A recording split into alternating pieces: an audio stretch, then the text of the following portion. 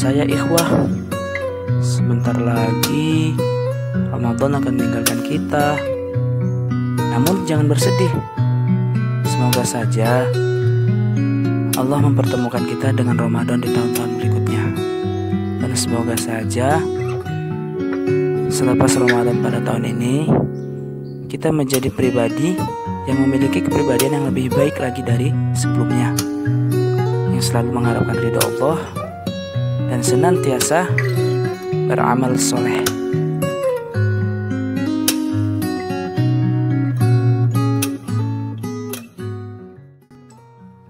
Assalamualaikum warahmatullahi wabarakatuh. Huwallazi arsala rasulahu bil huda wa dinil haqq liyuzhiru 'alad dini kulli walau karihal musyrikun. Ikhwah fillah, gimana kabarnya hari ini? Insyaallah dalam keadaan baik-baik saja ya teman. Oh iya, gimana puasanya? Apakah ada yang bolong atau masih full nih? Ya mungkin insyaallah lancar ya sampai kita menjemput di hari kemenangan nantinya. Ya ikhwah fillah, salah satu amalan soleh yang dapat kita terapkan selepas Ramadan pada tahun ini ialah menjadikan pribadi kita memiliki kepribadian yang pemaaf ikhwah. Artinya pribadi kita atau diri kita dapat memaafkan segala kesalahan orang lain ikhwah. Misal saja kesalahan dari teman kita, seperti dalam Quran surah ke-7 ayat 199, Allah Subhanahu wa taala berfirman, A'udzu billahi minasy syaithanir rajim. Bismillahirrahmanirrahim. Khudhil afwa wa'mur bil 'urf wa'rid 'anil jahilin. Kata Allah, jadilah kamu pemaaf dan suruhlah orang mengerjakan yang ma'ruf, serta jangan pedulikan orang-orang yang bodoh. Artinya apa ikhwah? Bahwasanya Allah lah yang menyuruh kita menjadi seorang yang pemaaf. Ya ikhwah fillahi rahimakumullah, sangat tidak pantas bagi kita yang apabila saat ini kita menjauhi saudara-saudara kita hanya karena ada satu atau dua kebiasaan buruk yang tidak bisa kita terima. Sementara selebihnya itu adalah kebaikan yang ia miliki, ikhwah. Artinya lebih banyak kebaikan yang telah diperbuatnya, namun karena hanya ada satu, dua, atau tiga kesalahan yang diperbuatnya, jadi rusaklah semua kebaikan yang selama ini telah diberikannya kepada kita atau kepada orang lain ikhwah.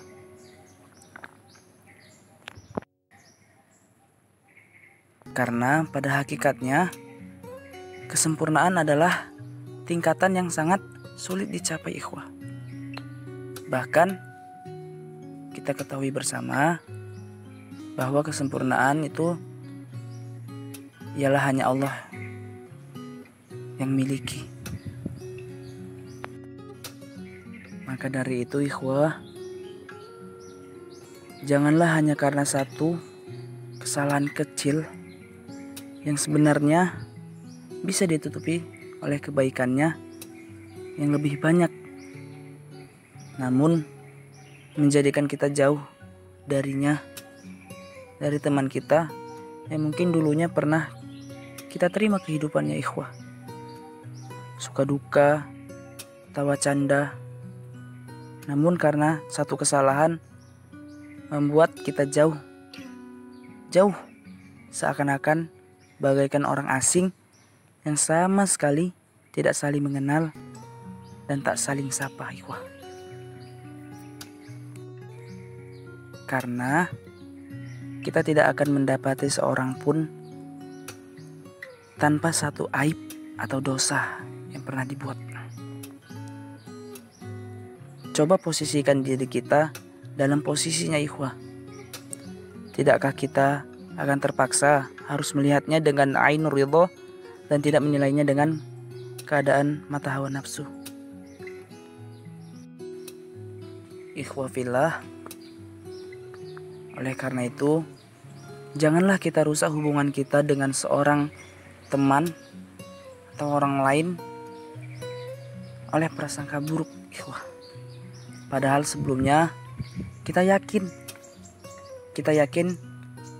benar akan kebaikannya. Seperti yang Allah sampaikan pada Quran surah ke-49, yaitu surah Al-Hujurat ayat 12. Wahai orang-orang beriman, jauhilah dari kalian kebanyakan berprasangka. Sesungguhnya sebagian prasangka itu dosa, dan janganlah kamu mencari-cari kesalahan orang lain. Ya ikhwah fillah, semoga saja dengan adanya momentum Ramadan pada tahun ini, kita dijauhkan oleh prasangka-prasangka buruk. Karena Allah sendiri mengatakan bahwa sebagian dari berprasangka itu adalah dosa, ikhwah. Ada salah satu pesan seorang ulama, yakni Ja'far ibnu Muhammad kepada anaknya. Wahai anakku, siapa di antara teman-temanmu yang marah kepadamu sebanyak 3 kali dan yang dikatakannya adalah kebenaran, maka jadikanlah ia teman.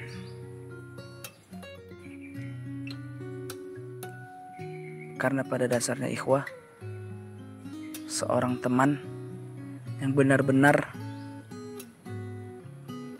cinta dengan teman lainnya,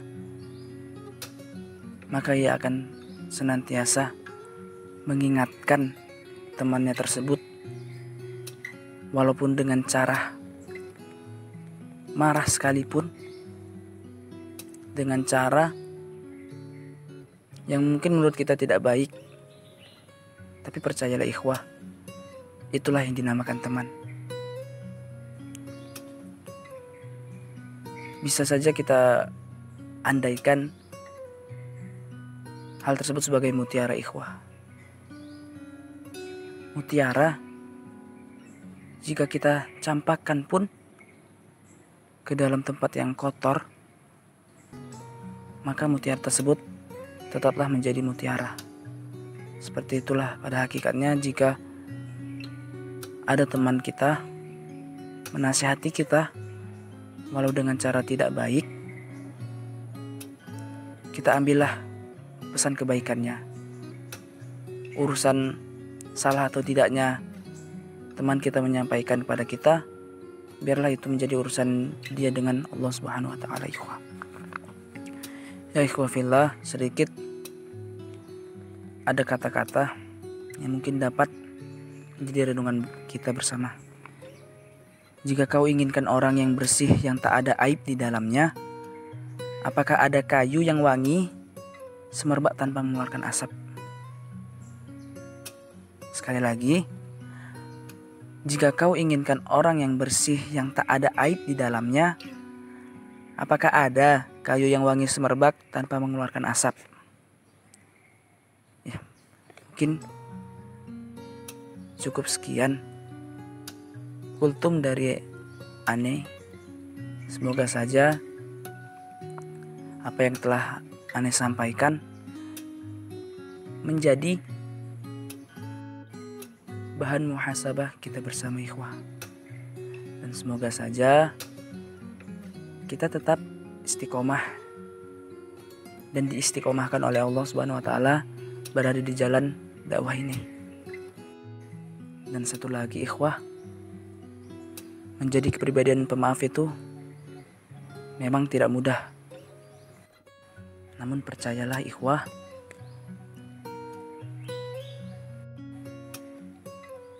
tingkatan tertinggi atau puncak dari sebuah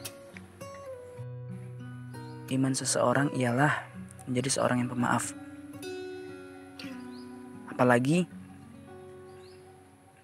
mampu memaafkan atau membalas sikap keburukan orang lain dengan sikap kebaikan dari kita. Itulah sebenarnya puncak dari keimanan seseorang, ikhwah. Wallahu a'lam bishawab. Afwa minkum. Assalamualaikum warahmatullahi wabarakatuh.